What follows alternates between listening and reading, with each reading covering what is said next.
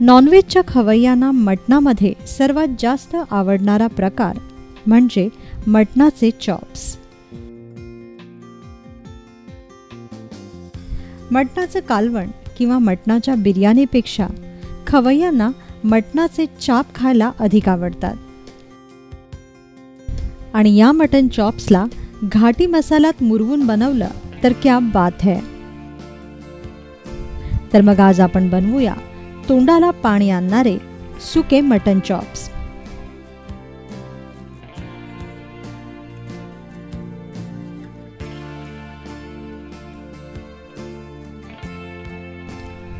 सुके मटण चॉप्स बनवण्यासाठी आपल्याला लागेल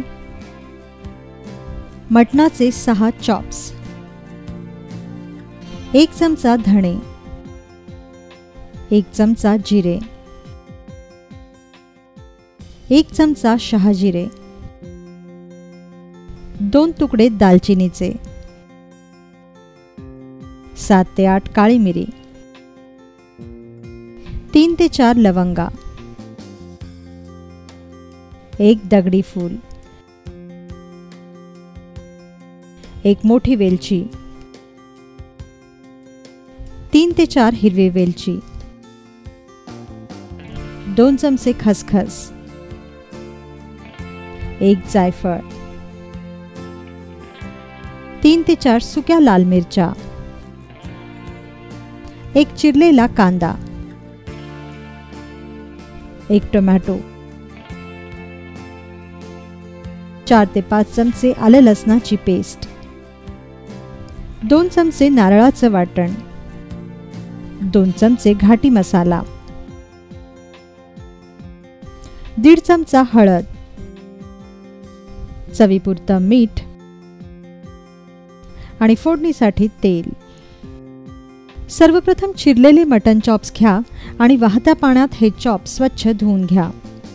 यानंतर धुतलेल्या या चॉप्सवर मीठ, आल्याचा तुकडा, दालचिनीचा तुकडा, 3 ते 4 काळी मिरी, 1 चमचा जिरे आणि हळद घाला. आता यात गरजेपुरतं पाणी घालून हे चॉप्स कुकरमध्ये शिजवून घ्या. कुकरच्या 4 शिट्ट्या करा.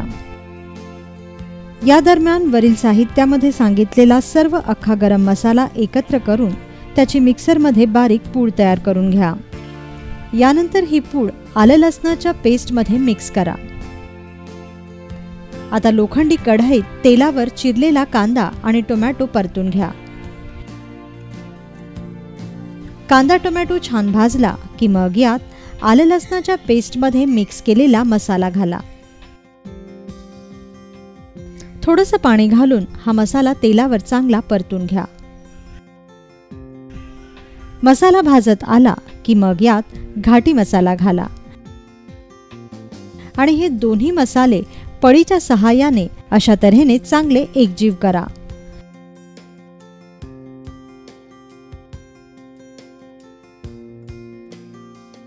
साधारणतः 5 मिनिटं तरी हा मसाला भाजू द्या.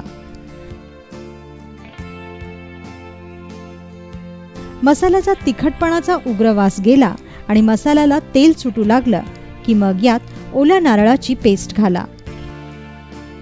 नारळाचं हे वाटण तेलावर चांगलं भाजून घ्या.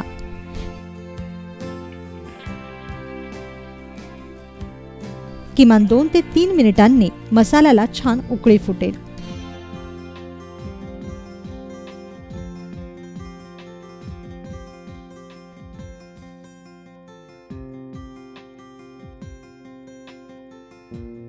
याला उकळी फुटली की मग यात शिजलेले मटण चॉप्स घाला.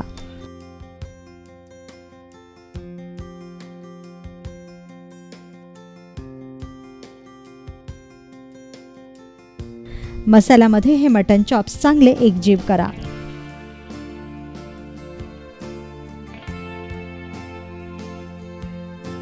आता यात थोडंसं पाणी घाला आणि मंद आचेवर मसाल्यात हे मटण चॉप्स चांगले मुरू द्या.